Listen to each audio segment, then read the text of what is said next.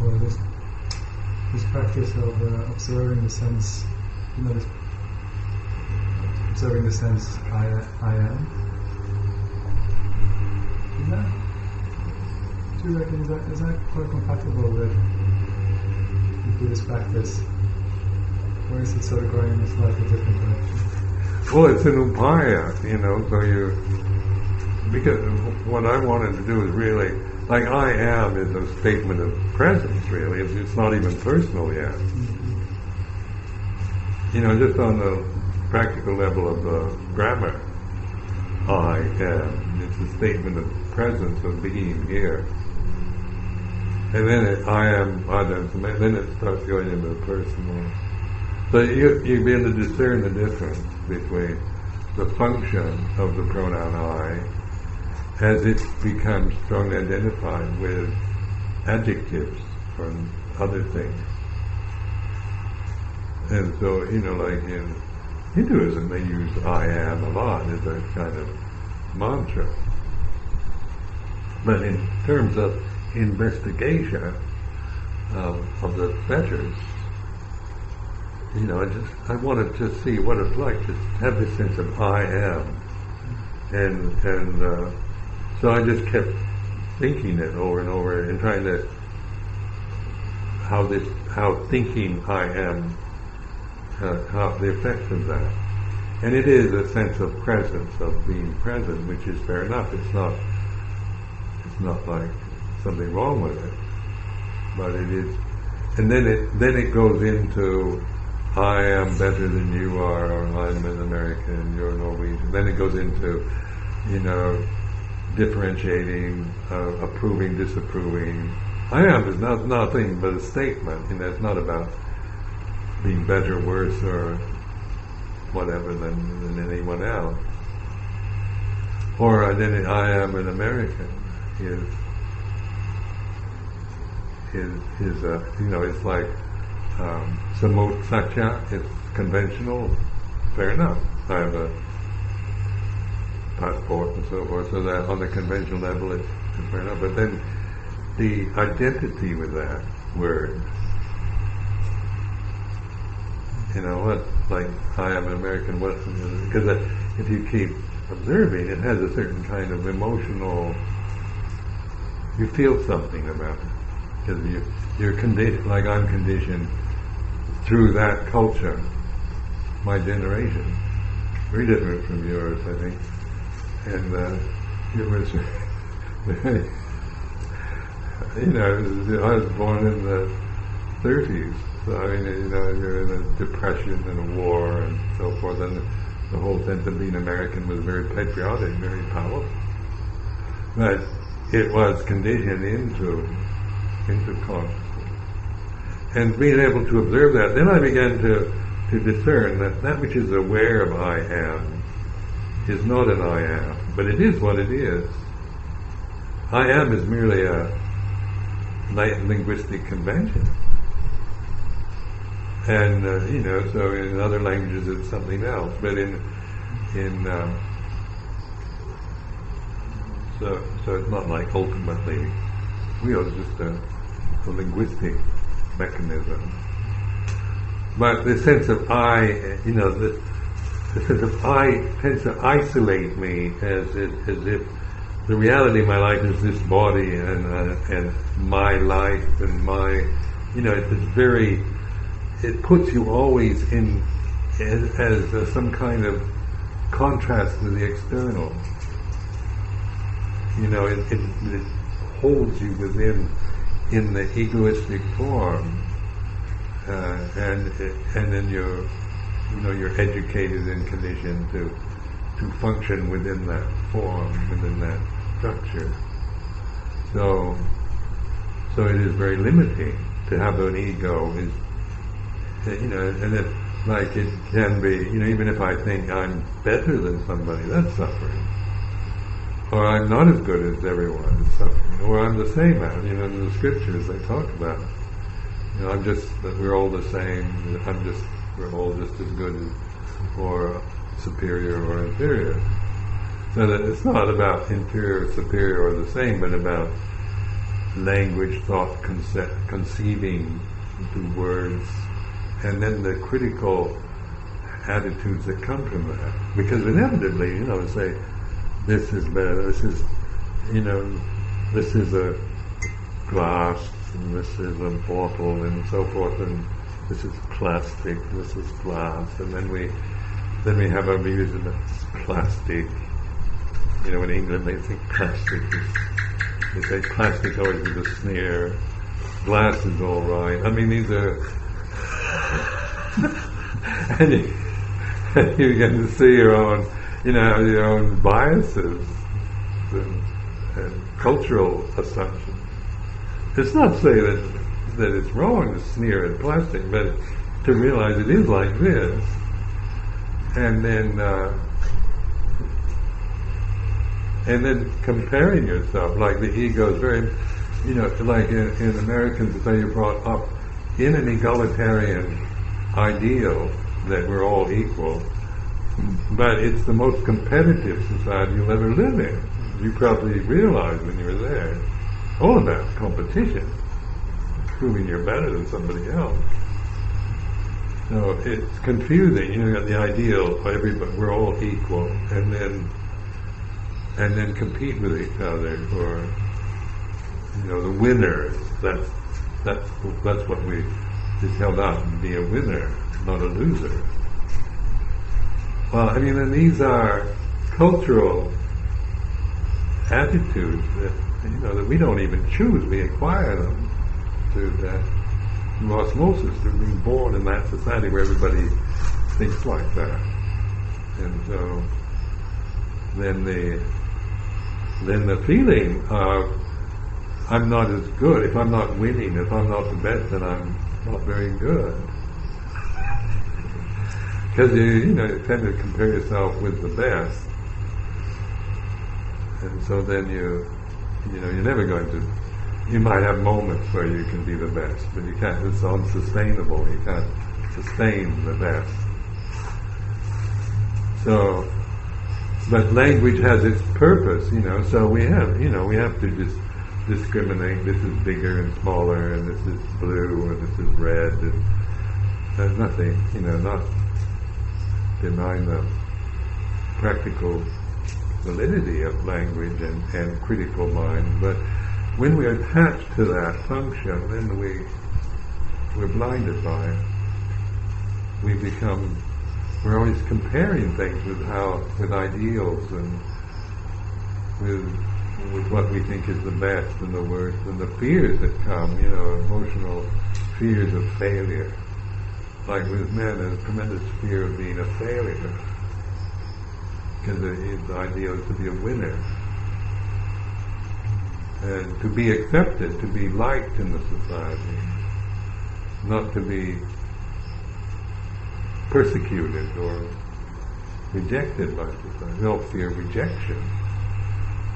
We want to be accepted and loved and admired in society. We don't want to be despised and abused. So the ego develops around this, the experiences we have, and the identities, what class identity. Whether you're working class or middle class, whatever, these are very fraught identities in the English class structure. They do affect how you interpret your self-worth. Is like working class, is it inferior to middle class or upper class? Being upper class is probably better than being working class. There's kind of, this kind of snobbery, this kind of attitude of something's better than something else, which is not, which is in many cases is the way it is, true, but this is a way out of that, out of those two extremes, out of the best and worst, and good and bad, and that's through this awareness. It's always amazed me how simple it is, considering how complicated. Look at your own body. how complicated it is, all the things affecting consciousness at this moment. That only when it starts going wrong do we bring attention to it. So then and then just physically or sensually, just the eye, what an amazing organ that is. And I have this degenerative eye problem, so I go to this eye hospital in Bangkok, and they have all the high tech, they do all these kind of photographs of my retina, and I've seen all this, pictures of my retina, and the things the kind of blood vessels that go funny, and then they, and you see, really the eye is quite an impressive, amazing organ, quite delicate. And what we see, we just take for granted, but it does affect us, whether it's light or dark, or just the shades and colors and shapes has an effect on our, make us happy or sad or greedy or averse or angry or bored or whatever. So you're kind of living in a totally sensitive situation on this planet. The whole planet is sensitive.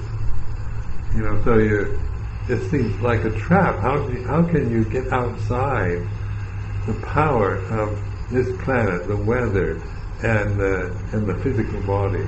Is there any way out of it, or are we just helplessly caught, trapped in these forms and on this planet in this sense realm? And then the wonder is that there is a way out. It's mindfulness. and at first, I thought, this is impossible. I start thinking about it. A moment of mindfulness is easily gone because you're thrown right back into your old obsessions and fears. But as you keep practicing more and more and cultivating it, then it becomes the stronger force. Mindfulness becomes stronger than your emotions or the worldly impingements or the problems, physical, emotional problems that you experience. It's a stronger force, but at first it seemed, when I first had this insight into this, I remember throwing myself on the floor and started crying. I can't do it, it's impossible. It just seemed totally impossible. Emotionally, I just couldn't handle it. And yet there was something outside me observing this person lying on the floor crying. I can't do it. It is a strange kind of, as I remember it, there's actually this form crying. I can't do it. And then there was something outside that observing it. And I began to say that observing, that's what led me on, is trusting in that. Because on a personal level, sometimes it seems hopeless, impossible, and whatnot anyway. So you can't believe that. I don't believe any of those kind of thoughts or feelings that I can have. Know what they are.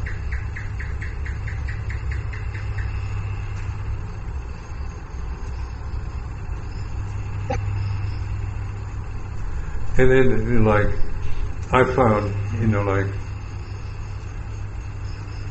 because my tendency was to try to attack the ego.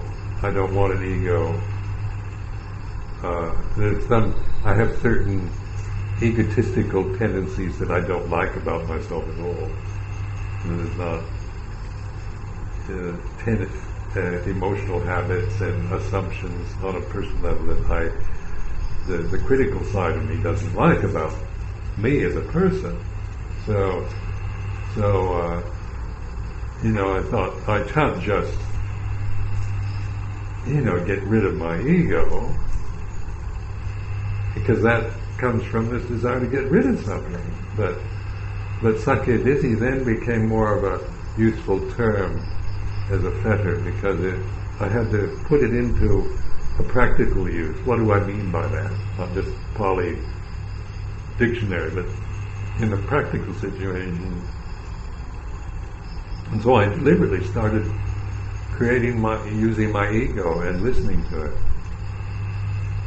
in both its positive and negative forms. So it was kind of fun in a way, because then you kind of had the right to be a bastard and say things that were very good, but you were observing. and so you're not trying to convince yourself you shouldn't be bad or angry or selfish, but you can be really selfish and listen to it. So I'd take maybe selfishness to a really absurd degree, and sometimes you break out laughing. It's so silly, selfishness. Rather than just thinking I shouldn't be selfish, I really observe, taking selfishness, not acting on it, not because but listening to it like you're watching a television show or something, listening to the radio, and then the tendency to criticize, oh, selfishness is bad, I shouldn't. Don't do that. Just be selfish and listen and observe the feeling of being totally obsessed with yourself as a person, what you look like, and vanity and whatnot. So then, through that, I could actually, I got this insight. Sakyaditi is that. I have to think, I have to create, I have to use language, I have to use pronouns and adjectives, and that to become somebody. And then that which is aware of the ego is not the ego. So then I had this insight of, I rest in this awareness of the ego, not in the ego. Because the ego, you see, it can change and be very nice, very stupid, or whatever, but this awareness is not about being nice or being stupid, but it's certainly here and now. It's bright. You're not dull and you're not in a fog. It has a brightness and a discerning ability.